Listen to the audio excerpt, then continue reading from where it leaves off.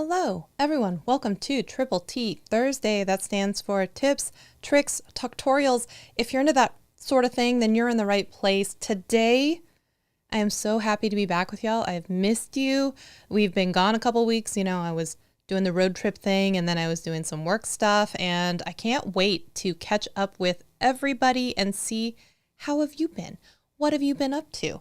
All the things. So first, we have to start with the ever important question, what's in your cup?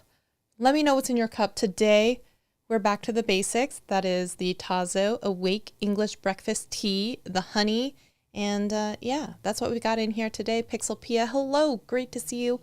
How are you? How are your sister? How's she doing? Also, if Adam is out there, he's probably he's probably drinking Poland Springs water, right? And if Keely's out there, she's also probably drinking water. Pixelpia is probably coffee for you. Let me throw out a prediction.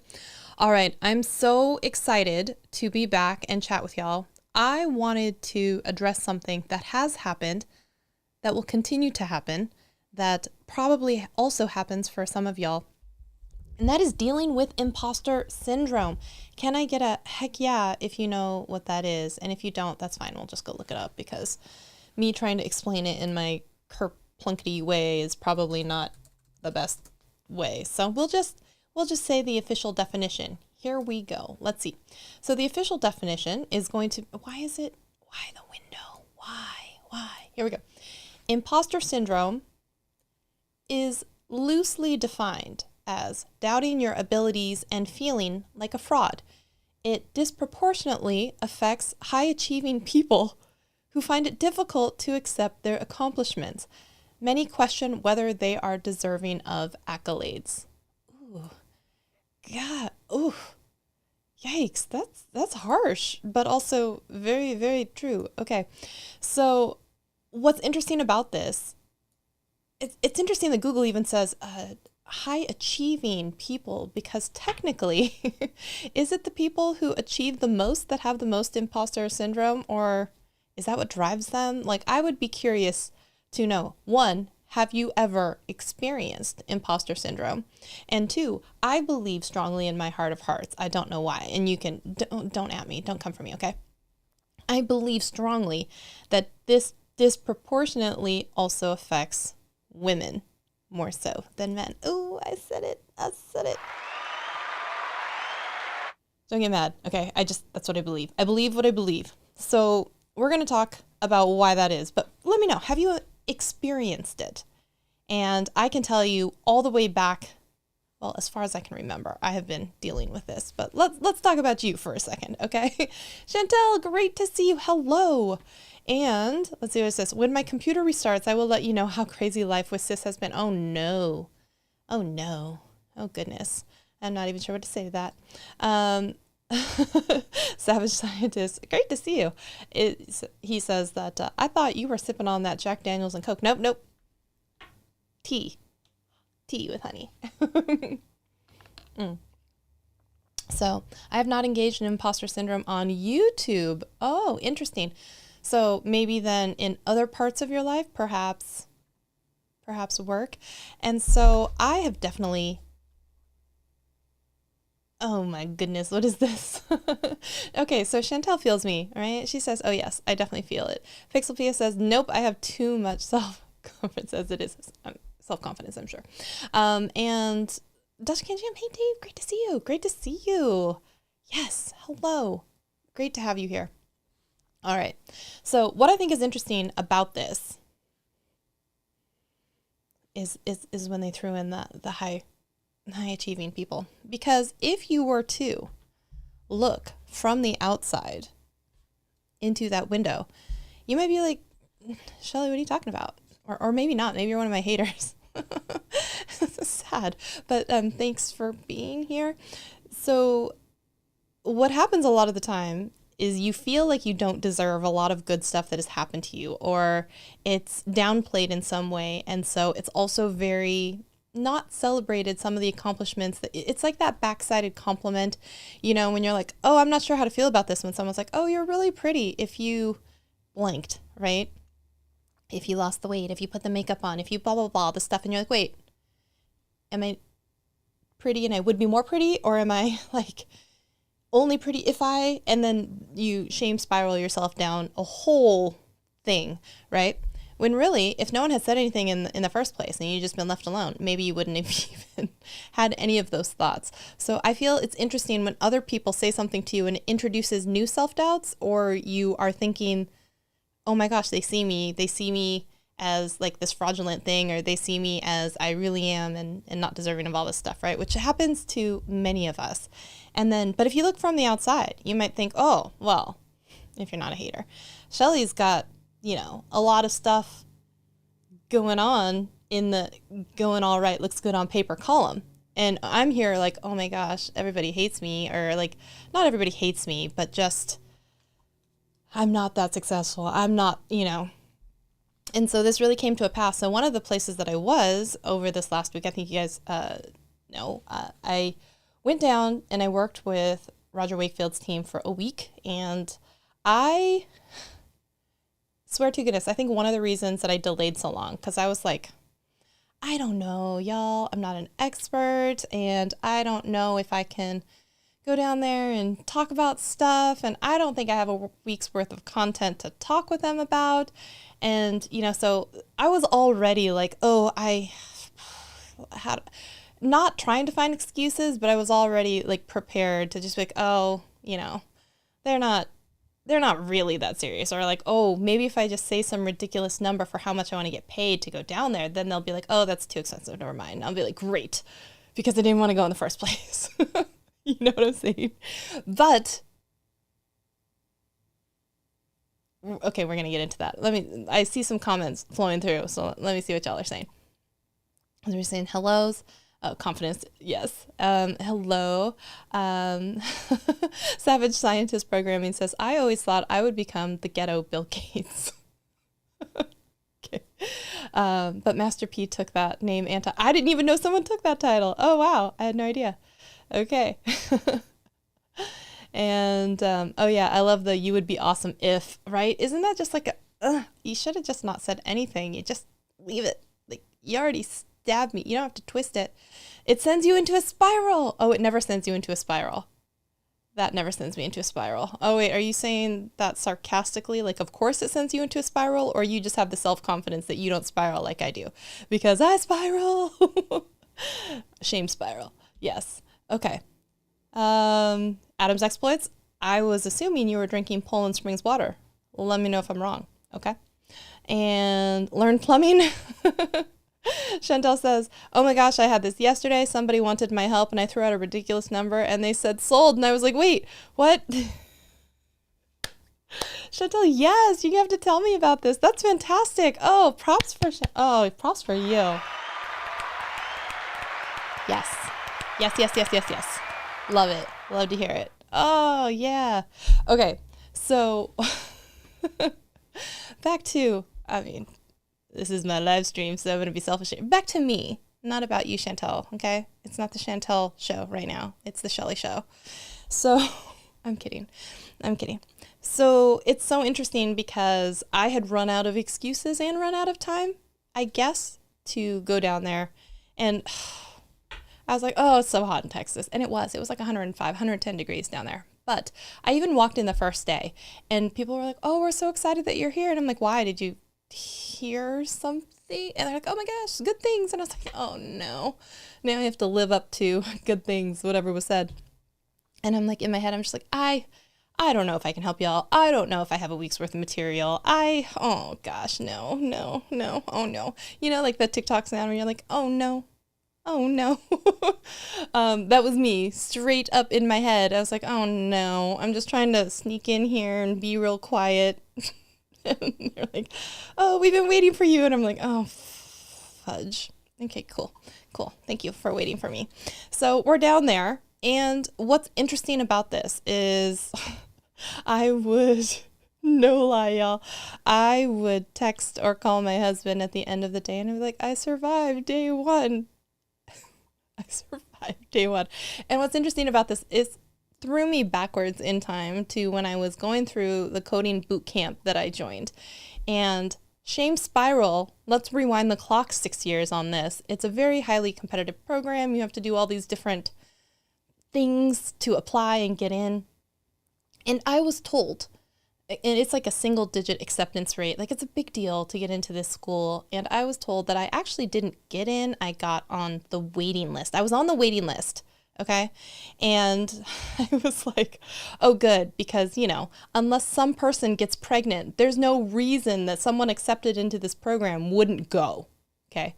I was like, I don't know, man. Let's hope someone's like, oh, I can't take the year off, or, oh, like, whatever it is. Cause I'm like, I don't know anyone who's going to turn down this opportunity. Well, someone did, but I will tell you how badly it screwed with my head, knowing that every single time I was in that classroom, I was the kid that was probably not supposed to be there. I was like the last choice. I was like the alternate, and like some person, someplace had probably been like, I don't know, well, unintentionally knocked up, or like, oops, like I got it. I don't know, y'all. I don't know, because I don't know what other reason there would be for them not coming. Okay.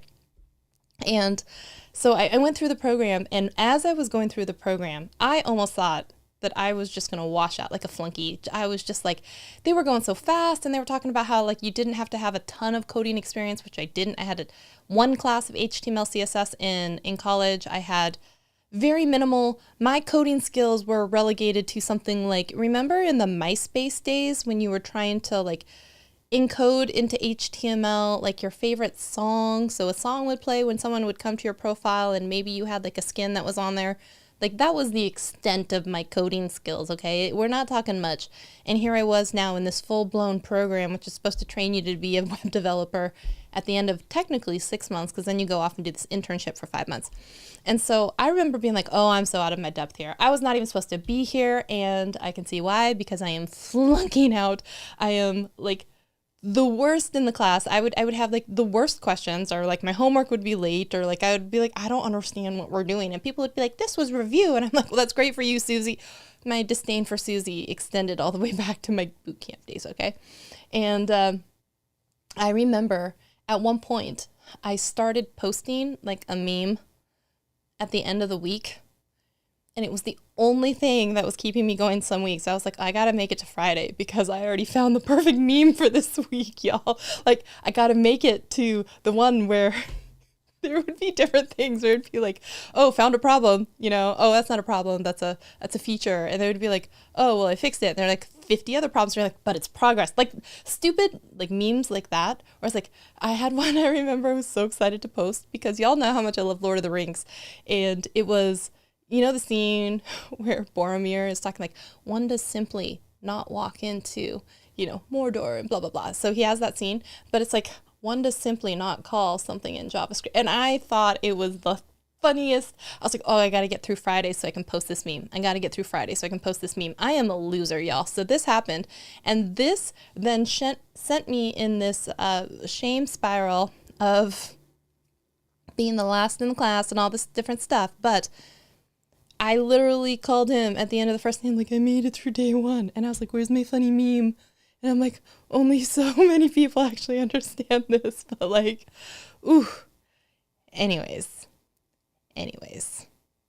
Am I still boot kicking? Speaking of classes, no. So that I actually graduated from that program. And what's funny enough is I could not even accept that I was accepted into that program, because I'm like, oh, it's single digits, and I was on the alternate list, and they didn't really want me, and if I really was supposed to be here, it would have been not an alternate, and blah blah blah. I'm only in because I always joke about this and everything going on with Roe v. Wade. Please don't misunderstand. I don't mean it like that. It was just funny at the time. Okay, it was just like, I'm only here because some girl that got knocked up somewhere. And I remember just being like, I don't know what I'm doing here. And I remember going through the interviews that we were doing and being like, I don't know what I'm doing here. And then I remember getting a job at a big box, or big retail, no, not retail, a big tech conglomerate. And I was like, what am I doing here? And then being like, because I was hired at a lower level. We're going deep, y'all. We're going deep into the shame spiral and the history of this. I got hired at a lower level than most people usually get hired when they join said company. And so... God, it hurts. It hurts. So embarrassing. There was an email thread. There was an email thread, as you do, and you join a company. There's lots of email threads about different things, groups, job positions. And one of them, technically, because I was a technical program manager, was a thread of technical program managers that it came from some sort of like, I don't know. I was on this email thread, okay, because they had a whole bunch of TPMs. And they said something about how, what do we think about an intern, and would it be the equivalent of blank level, for a college, for a summer, for a blah, blah, blah, all this stuff. And some people were like, no, that would never work because you need to have blank amount of time to actually even get acclimated to stuff. And so by the time they're ready to finally start contributing, they got to go back to school. So it's really kind of a worthless internship. So we really shouldn't do that. And then someone, had to pipe in and say something like, do we even have this level TPM at this company? And they were like, yeah. And not only do we have some, like a whole bunch of them are on this thread. Actually, that's a lot. I didn't say a whole bunch. There was like maybe 8, but we're talking out of like thousands. So like we're very few. Okay. So like out of thousands, let's say 2,000, there was like 6 of us. Okay. And 6 of us happen to be on this thread. I see that my storytelling skills have not gotten any better because there's like no one watching. That's okay. The ones that are here, y'all are the real ones. Can I get some like, I don't know, flowers or something in the chat so I just know that you're still like listening and out there? Flowers for Shelly. Thank you. And I was like, yep, I'm one of those level blanks. That's me. I'm one of the 6. And what was worse is because I like to go in and try to learn as much as I can. That's always just been something because I want to be the person with the answer. I want to be someone who knows something because there's nothing more embarrassing to me than having someone come up to me and ask a question and me just being like, I have absolutely no freaking clue. I don't know, because it makes me feel stupid. And it's not like any logical sense to it because there are some things you should have absolutely no idea about, like, right? But I was just like, it makes my skin crawl to be that person. So I want to be over prepared and I want to be ready. So, and I'm like digging around the archives as you do, because everything is like on a wiki page and tons of written stuff. And sometimes, presentations, because that company was really big on documentation and all this stuff. So I was like, cool. If I did not think it was worth enough already learning there's 2,000 of this position at the company and 6 of them are the level that I am. And then people being like incredulous, like, we have that? That's a thing? Why? And it was like, because we exist and we deserve to be here. But I had been coming through different slideshow presentations. Sometimes they would do these brown bag lunches and people would talk about their positions or how they started mentoring, all these things in the archives. And so I'm deep in the archives and I'm finding this information. And I come across this slide presentation that says something like, the blank level that I was, TPM, is like a unicorn. And I was like, oh, that's nice. That's nice. And it went on to say not nice. So I had assumed positive intent and then it got squished out of me because it was like, it's hardly ever a good idea. They need too much like babysitting and direction. They're not really strong enough.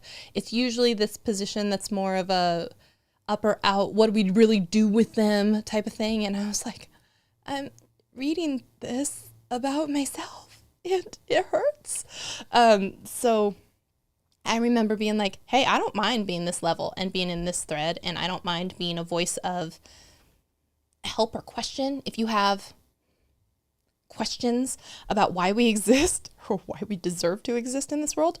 But I will say, like, it is discouraging, however, when you come across things like this. And I had the screenshot of the slide that said like the blank level TPM is a unicorn and is rarely a good idea. It was like, I was like, this is what makes me discouraged, not this email thread. And then one of the people came back and actually said something like, can you show me where this is coming from? And then like, happy to, because I got the slide deck here, it's burned into my brain.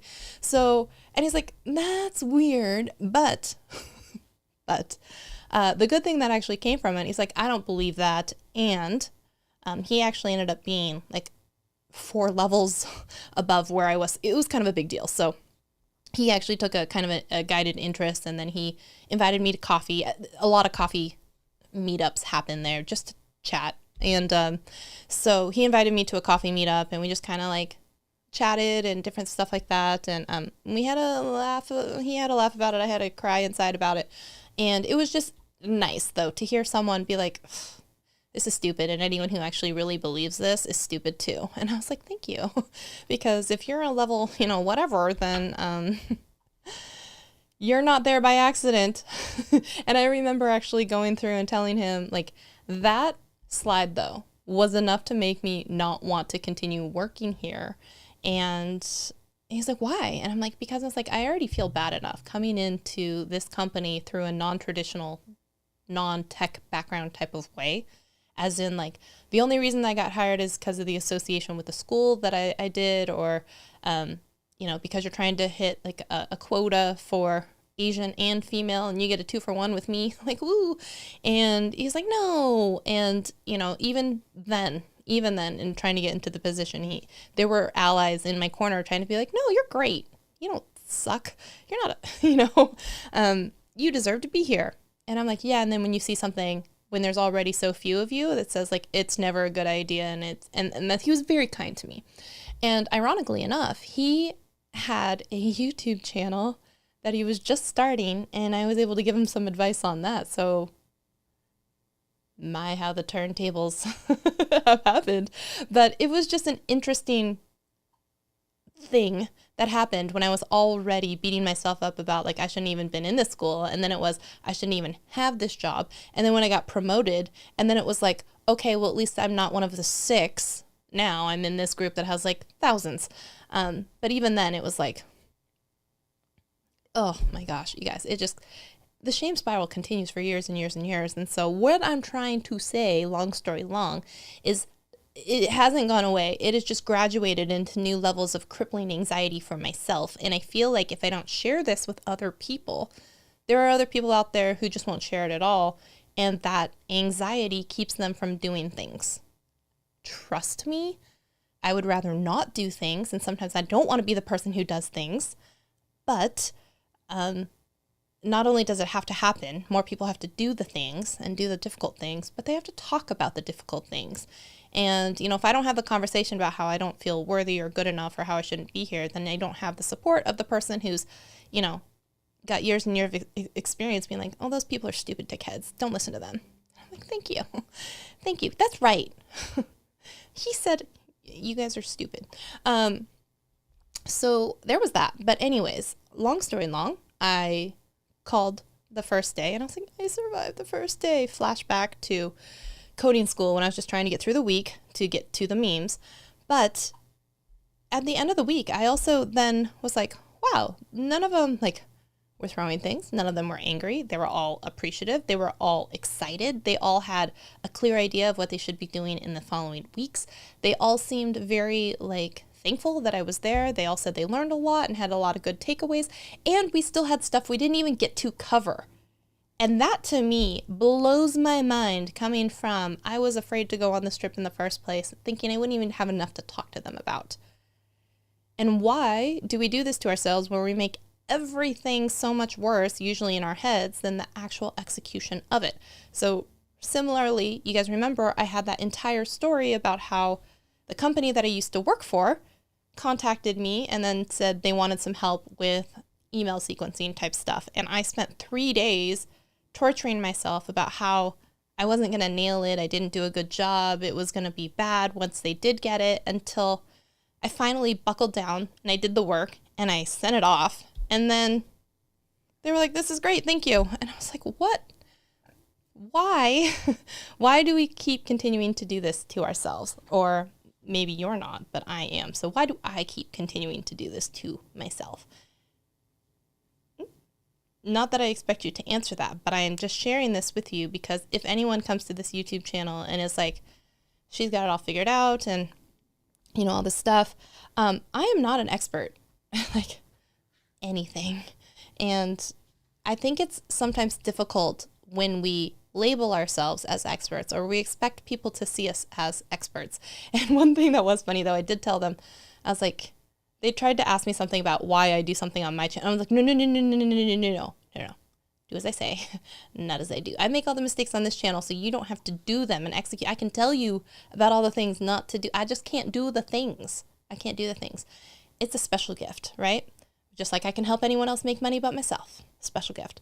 And it's okay, I think, at this point to kind of lean into the special disaster that I am.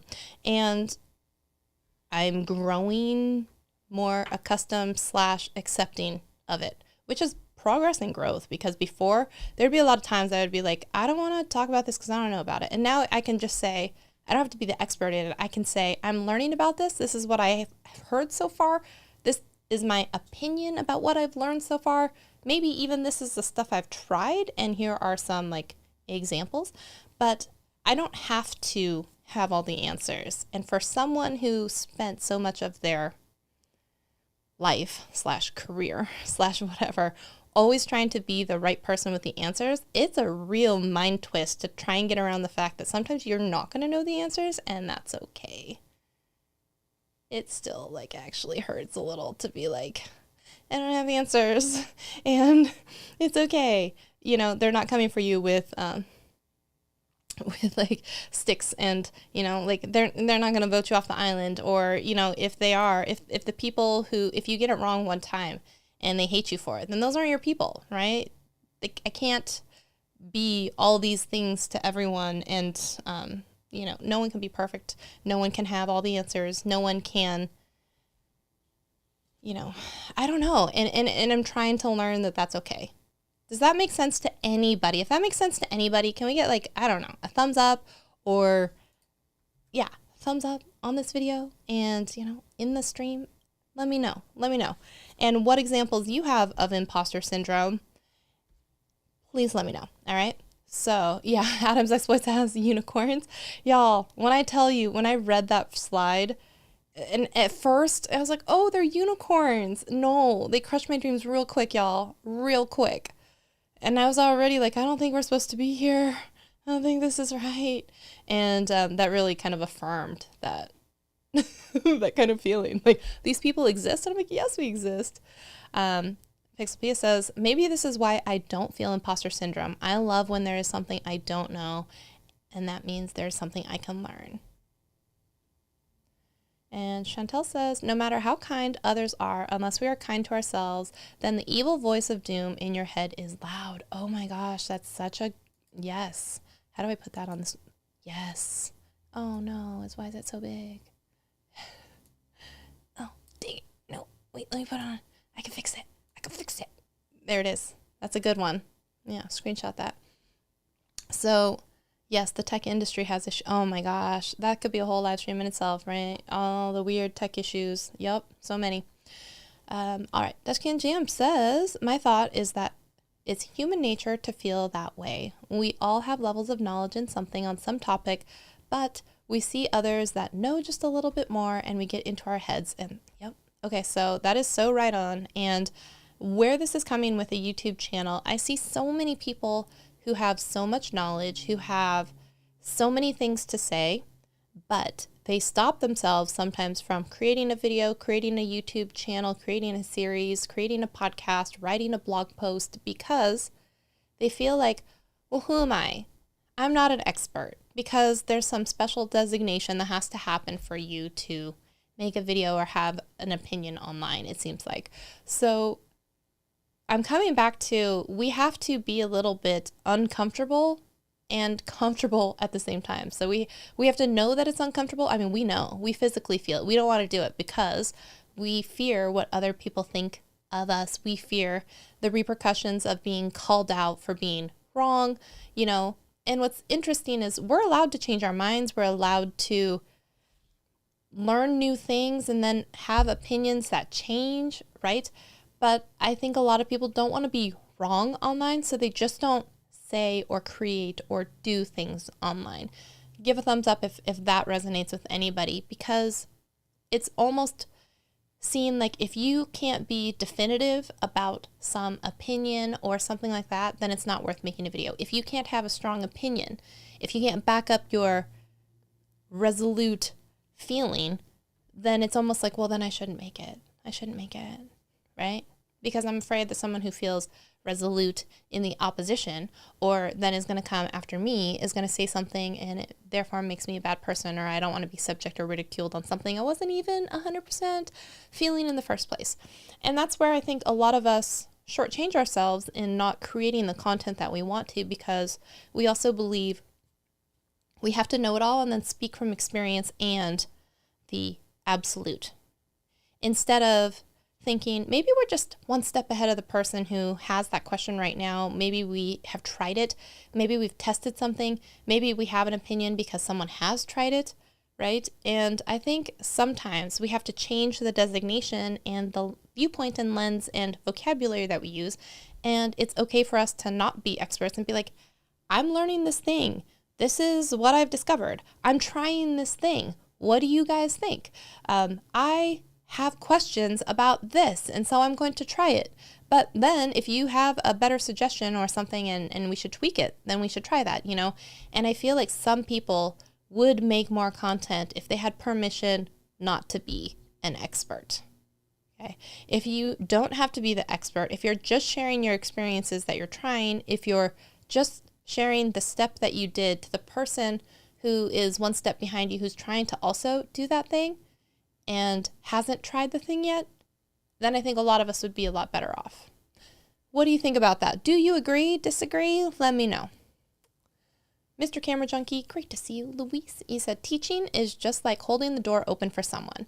You just have to be a couple of places ahead to be of help. Exactly. You just have to be a couple of places ahead. Or you have to just say, hey, I'm experiencing this at the same time. Let's experience it together, right? Adam's Exploit says, I was watching a reselling auction on YouTube and the item for sale was a fairy lamp. And I asked what it was, and the seller said, how long have you been a reseller and you don't know this? I was ready to jump through the screen. I said, I don't claim to know, bro. I'm just here to learn. Yeah. Yep. And Chantel says, yep, we just have to be one step ahead of someone else. So yeah, exactly. Precisely. I'm glad you guys get it. You get it. You have any cool other stories that you want to share about imposter syndrome and how you're able to overcome it? So let me know. Put it in the comments. What are some ways that we can be kinder to ourselves and not, I don't want to say get rid of, because a lot of us may need a little bit of that. It's not fear, but it's that little prickly feeling, you know, the whole like, oh, I don't know. Some of that sometimes can be good because it may help you strive to do your best or learn more or keep going forward, right? There is that feeling, because if you're totally complacent, you could be on the other opposite side where you're that expert, but you're like tired, you know, and your old man yells at cloud and you're just like, why don't you know what this fairy lamp is? Aren't you even a reseller? Gosh, why are you on this live stream? And you're like, listen, F-face, I'm here to learn, right? You don't want to go so far into being conceited on the other end as well, where you're that.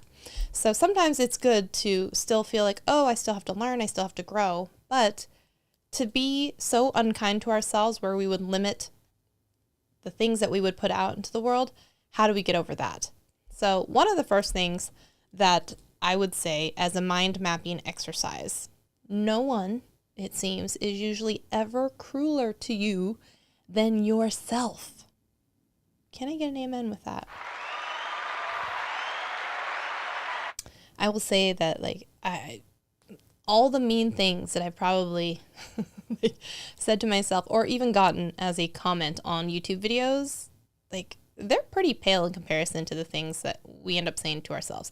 So one of the things that you can do is almost a comparison or some sort of catastrophic mapping, if you will, where you're like, okay, what is the worst thing that's going to happen? Oh, someone's going to say I'm a fraud, or oh, someone's going to say that it's not worth the money to work with me, or oh, someone's going to be upset about working with me and didn't think they got enough out of it. Okay, so those are very different scenarios.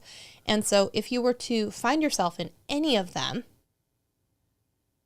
what is the worst that would happen, or like, how would you work through it? And there's something to be said about almost giving yourself a roadmap, not because you are prepared for all those things to happen, but knowing that, you know, if the worst thing that was going to happen is they really felt that it wasn't worth your time and money and blah, blah, blah, then at the end of the day, what are the ways that I could combat that? That is, I could give them back a refund. I could give them a partial refund. I could ask them what they thought it was worth. I could blink, right? I could offer them more services in the future. And so if you think about this and you roadmap your way through what are the worst things that could happen, it doesn't feel so bad, because if you have like, oh, well, this makes sense, or this makes a plan, or this is actually the roadmap that I would take, it doesn't seem as scary and it doesn't seem as controversial to keep going forward, right? You're like, hey, if the worst thing that's going to happen is I work with someone for a couple days and they say, I didn't learn anything and I don't feel that was worth the money. Okay, do you want to fight it? Do you want to like give them back their money, or do you want to ask them if they just want to go another week, right? And you're like, wow, me thinking the worst thing that could happen is someone is really super disappointed with what they paid for and didn't feel like it had value. And then you're like, okay, and here's how I would combat that. And you're like, okay, if that happens, which it didn't, then I would already have a plan in place. So that kind of mapping, if you will, if you think about these are the bad things that could be said about me, and it's not necessarily saying that you're going to say them to someone who's a hater in the comments, because I think we know sometimes people in the comments, they're not really looking to be convinced and have their mind change. You know what I mean? They're looking for something else. They're looking for interaction, a fight, and to get a rise out of you. But if it's a legitimate, that's another thing, is if you start mental mapping, like what's legitimate and what isn't, and what's actually just perpetuation of the worst things that you think about yourself versus what other people are actually projecting onto you, right? So if my big fear is then I didn't go through college as a computer science major, I instead went through this coding boot camp, which is still very prestigious and blah, blah, blah, all this stuff, right? But I'm not next to the guy who went to an Ivy League computer science degree. There's still stuff that you can say. It's like, okay, you're both in the same job. And does one deserve to be here more than the other? What about the other life experience that you have? What about the other jobs that you've worked? What about, you guys had the same interview and you nailed it. So what's the problem, right? And so starting to also kind of like be your own cheerleader is something that has to happen and is hard for a lot of people. And it takes practice. And another thing that I think can help is if you start to take a journal or like some sort of Google sheet or like just a note in your phone, and you say like the positive things or like the accolades that you have gotten, or things that have happened that may not seem completely noteworthy by themselves, but when you gather them into a list of 50, all of a sudden you're like, fudge, I'm actually kind of impressive if you put it on paper, right? So if you look at it, it's like your own little resume. It's your own online resume. And you can say stuff like, I have spoken. So if we were talking about me, because aren't we always? I'm sorry, it's my show. And I'm just using myself as an example because y'all know how much I beat myself up. But if we were to say something about me, we could say like, Shelly has spoken at 3 online summits or something. And actually not even that, I would list each one. Featured speaker at Expand Your Reach Summit, featured speaker at Leap into Livestream Bootcamp for eCam, featured speaker for blah, blah, blah, right? And I could be like, spoke at Vid Summit, spoke at People of Video, spoke at blah, blah, blah. All of a sudden you start, doing this stuff, former YouTube coach for blank company, or former senior video manager and product expert at X company, or worked with blank YouTube channel, or, all of these different things, TPM at this job for this many years, when a lot of people don't even make it a year, 2 years, whatever else it is, right? That you start to build your list of accomplishments, and you're looking at it and you're like, wow, it's pretty sweet. It's not bad. Maybe she is a unicorn, the good kind. I can't, the good kind. But I would encourage you to have that. I would encourage you, I've said it before just in the video about trolls and haters and stuff. The screenshots of comments that people may leave you if it's positive in some sort of way. Like I got the nicest one the other day, actually from Twitter. So I had posted on Twitter a couple days ago, yesterday, that I had just reached 100 subscribers on YouTube for my other channel, which is Shelly Shops Online. And technically, I have 5 YouTube channels all over 100 subscribers. And that might not seem like a lot to a lot of people, but some people never reach 100 subscribers on their YouTube channel, right? And I have 5 different channels that I've done it in. So I could say, that may not be a lot, but I can be like, okay, if they all get to 1,000, like 5 different channels that got to 1,000 or 5 different channels that get to 10,000 or whatever it is, because I think that's pretty cool, or, a few are over 500 or 900 or whatever. And actually I'm close to 6 because one of them that I stopped posting on is at 85. So I was thinking about this and I was just like, wow, once you start building your own resume about stuff, maybe you can be like, I have come a long way. I do know some things. I have taken these courses. I have gone to these conferences. I have, right? Start doing all of these things.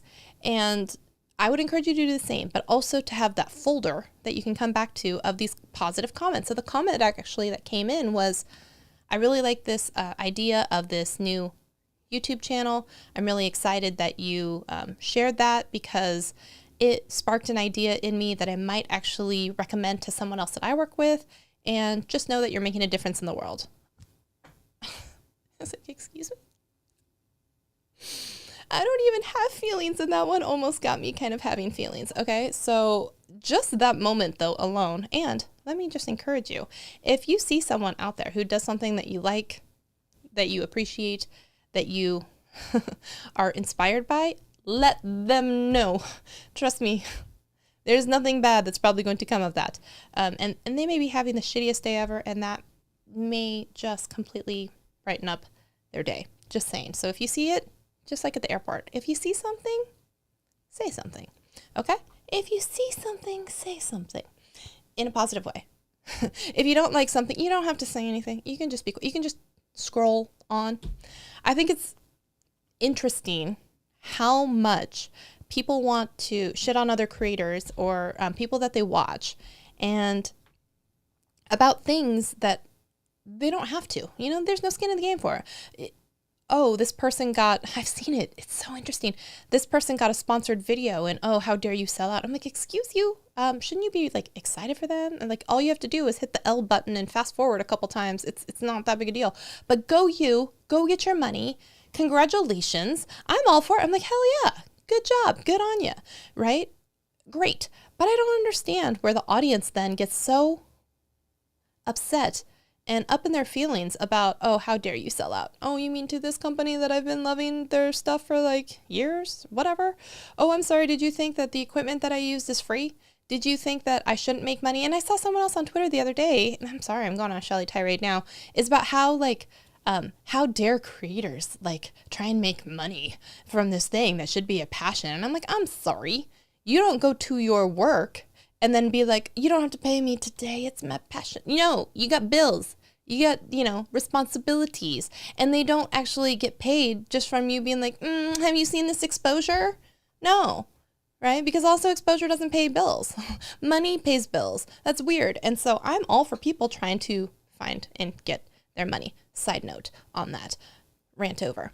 But it's interesting because then that person who's watching the YouTube video feels the need to come out and say some stupid shit about how they've sold out, about all these things. And I'm like, you've been consuming this content for free. You can continue to consume this content for free. No one is making you watch it. But you know what is really extra shitty of you is to go out of your way to leave a long ass comment about how you really shouldn't be taking these things or sponsorships or how you don't like their makeup that day. And I'm like, that does nothing for them. If you said something like, I can't hear you very well, maybe you need a different microphone, that is constructive. If you say something like, wow, you're such a sellout, MKBHD, how dare you, in your one video per year, 2 videos per year tops that are actually sponsored, I don't know about you, but he has an entire team of people. He's got equipment. He's got an entire warehouse. He's got, make it make sense. All of that stuff costs money. So where does the money come from? Okay. Seriously. Let people do their thing. And it boggles my mind, the entitlement of the viewers. How dare you try and get money? How dare you? It's very like Anchorman. How dare you?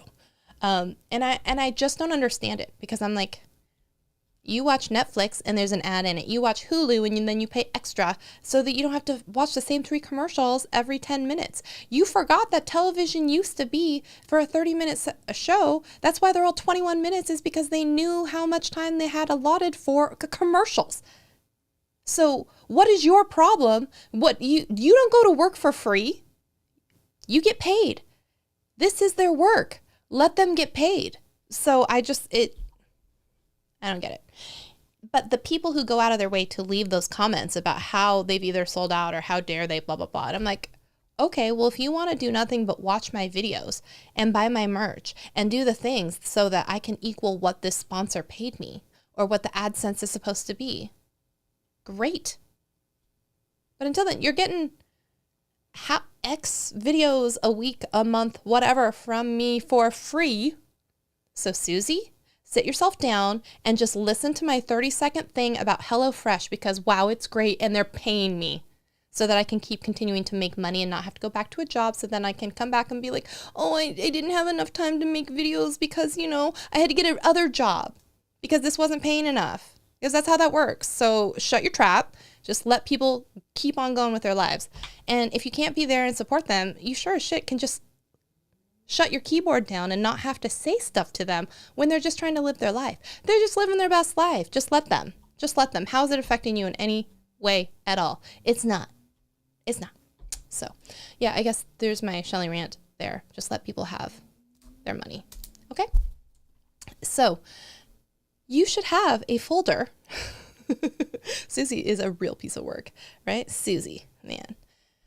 You should have your own folder of, accolades, of comments that people made that make you feel good. You should have a basically resume of stuff that you've accomplished, because in that time when you were down, you're going to want to look at it and be like, dang, I've accomplished some stuff. I'm actually kind of badass.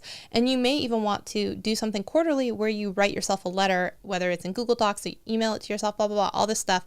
And you have like a time capsule where you're saying to yourself 90 days from now, because a lot of the times we run in sprints and 30 days is too short to accomplish something. And, 180 days may be too long. So sometimes quarters work out best. You do you, boo, on your time management and your goal setting.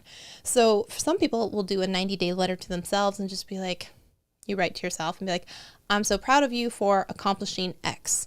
And not only does the act of putting out there into the world and ether, even it is only to yourself and Gmail or whatever else, or, recording a video and leaving as unlisted or private for yourself to come back to is one of those things that you can do. Like, hey, Shelly, I'm really proud of you. You went down to Texas and you did the thing, and you did the damn thing, girl. And wow, they're so excited. So I could have done that, a while back and be like, they were so excited to work with you. They were so whatever. And then you can watch it and be like, oh yeah, all that came true.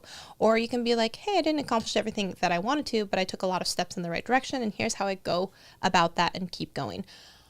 Side story, because I'm squirrels. Okay. Side story. While I was in Texas, little cuties, right? They're very sweet. And so one of them said something like, have you noticed anything different about the people in Texas versus the people where you're from? And and I was like, yeah, actually, one thing that I did notice is everything is slower in Texas. When they say Texas time, well, at least Keith Urban says it in a slow romantic song type of way. I was thinking to myself, I was like, everything just seems slower in Texas. So you know that feeling when you go maybe to Hawaii and it's like Hawaii time and everything is just laid back and a little bit like, we'll get to it when we get to it. And if we don't get to it, we'll get to it later type of thing. It's kind of how I feel for like Hawaii. But when I was thinking about Texas, to me, I was like, first of all, the gentlemen in Texas, gentlemen, right? They open your door.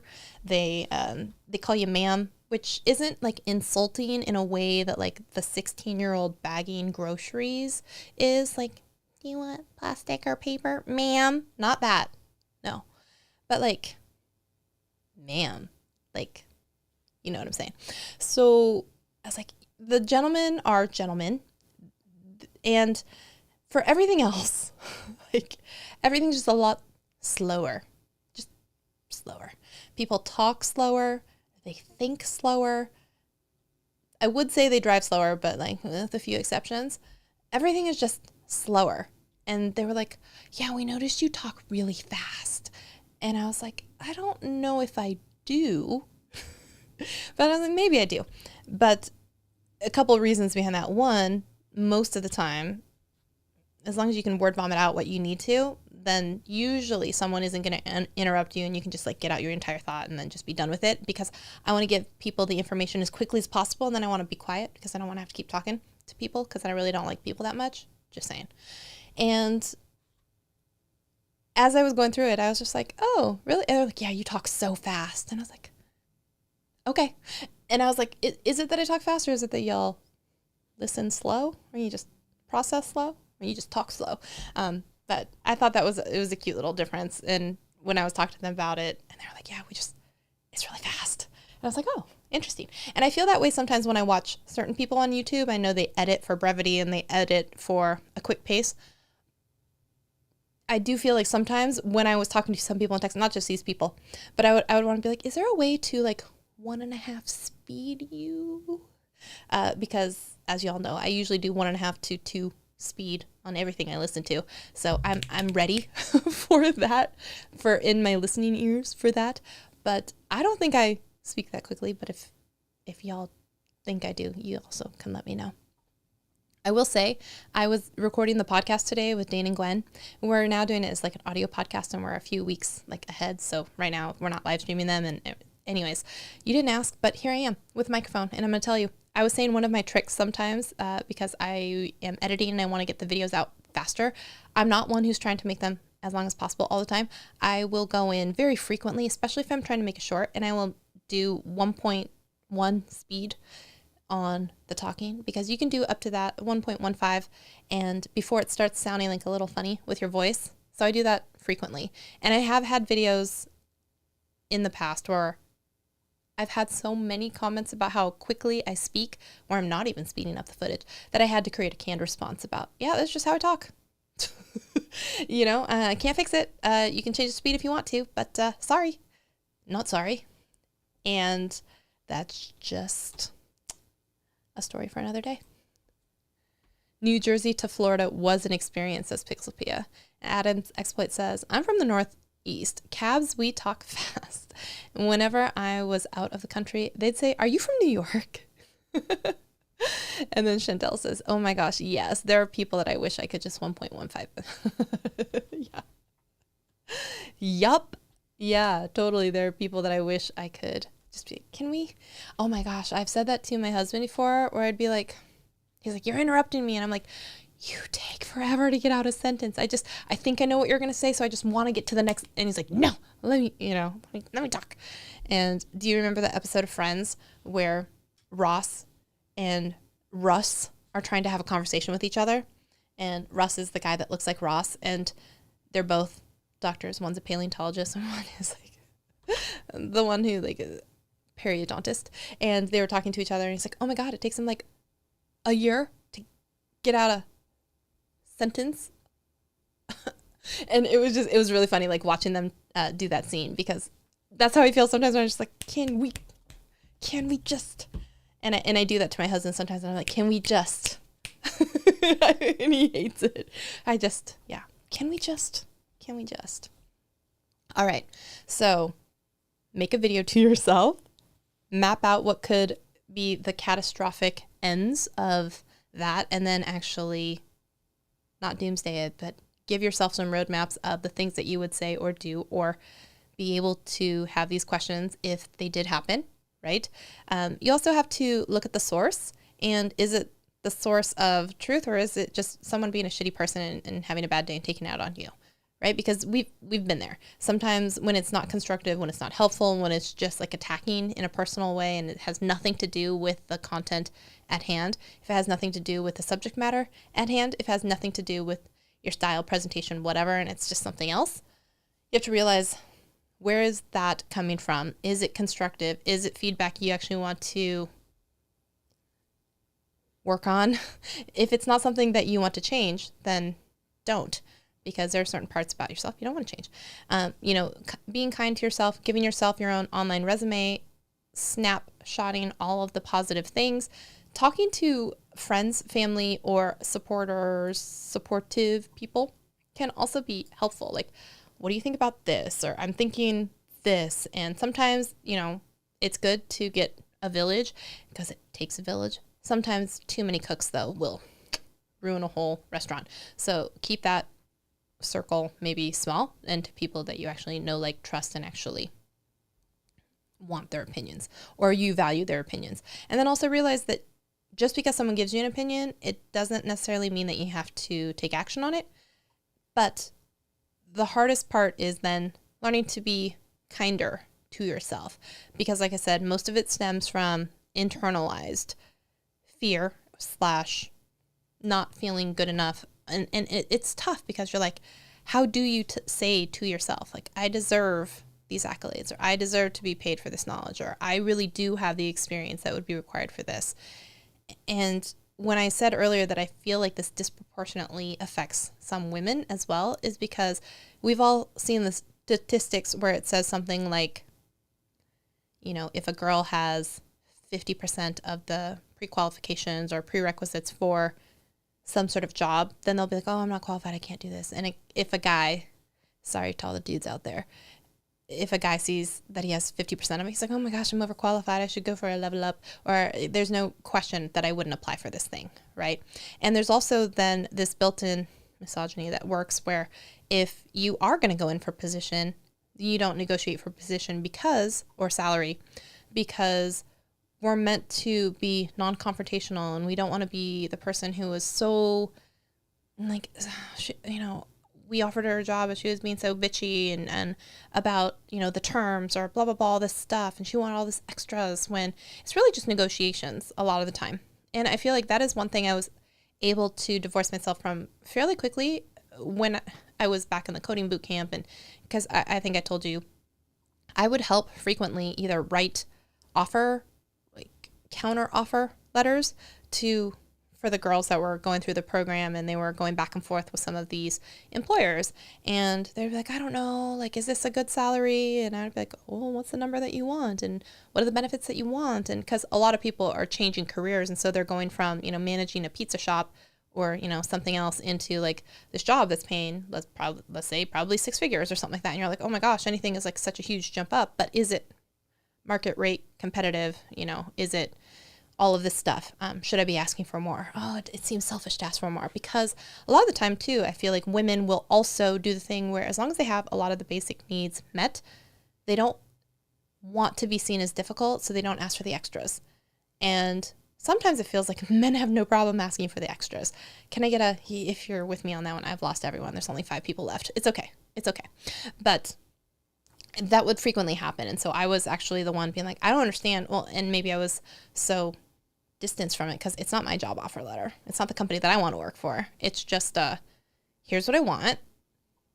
Can we meet in the middle? Because that, or can we meet on this? Because I'd love to say yes and be employed here. I'd love to work here, but I was really hoping the number would be this, or I was really hoping the education stipend would be higher, or I was hoping to get, an extra week of vacation at the beginning, or I was hoping to, come in at a higher level. So you're not a unicorn. Those types of things, because it was really easy to be like, divorce your feelings. What is it that you want? What are the facts, right? What do you actually want? And it's easier, I think, sometimes for an outside party. And so maybe this is where you bring in someone else to help you with this, a trusted friend, advisor, whatever, and be like, what are the things you want? What are the non-negotiables? What are the things that would actually make you say like, nope, heck no, I'm out of here. And, let's verbalize it, materialize it, and send it. And I would say for the most part, except for like one, there was one company that was like very staunch about how much, because they had a pay transparency type of thing where almost everyone that came in at a certain level made a certain amount of money, and they all had a certain standard benefit package was vacation, blah, blah, blah, 401k. And so it was just like, this is what anyone who comes in who gets a job gets this. So there wasn't really negotiation, but for like everybody else, they all got more. It may not have been everything they wanted, but they all got more. And what's funny, I was like, I should have collected on some of the dinners. I'm like, you just got $7,000 more a year. You can swing on home with some McDonald's chicken nuggets, okay? Because those are delicious. Or, oh, let's spend big. Let's go to Arby's. Get the big one, the big sandwich. Yes. Yeah, if obviously I'm a fat kid at heart, but you can, if you want to win me over, feed me. And I will say that's probably one of the ways that Roger got me. Every time he always fed me a steak. And I'm like, yeah, a steak dinner will do it. But, oh yeah, Arby's with the curly fries and the Jamocha shake. Yes, so good. So good, y'all. So good. Now I'm just thinking about food. I'm sorry. I'm thinking about food. So those are some coping, you know what? Reward yourself with some food every once in a while. Those are some coping mechanisms or ways that you can try to help yourself get out of imposter syndrome. Another, of course, is going to be have that trusted friend, advisor, higher up person like I did, who was like, that's stupid. Don't think like that. That's not how people think. And if that's how people think, those aren't your people. And so that can be extremely helpful. All the other things that I mentioned can be helpful. And it's a tough, long road to hoe, because I feel like the more you start to achieve, then it doesn't necessarily go away, because you end up being uncomfortable in newer, bigger situations, if that makes sense. Like you go from being, a tiny guppy in a small type of thing into like, oh, now I'm like a goldfish in a 10-gallon tank. And then you're like, oh no, now I'm a, I don't know, a beta fish or some other fish in a 30-gallon tank. And then all of a sudden it's like, if it's not a little bit scary, if you're not graduating into the next thing, if you're not feeling a little bit of that uncomfortability, if you're not feeling like, like a little uncomfortable, then you're probably not going to grow. And if you are feeling like you're the smartest person in the room, then you need a new room, is kind of how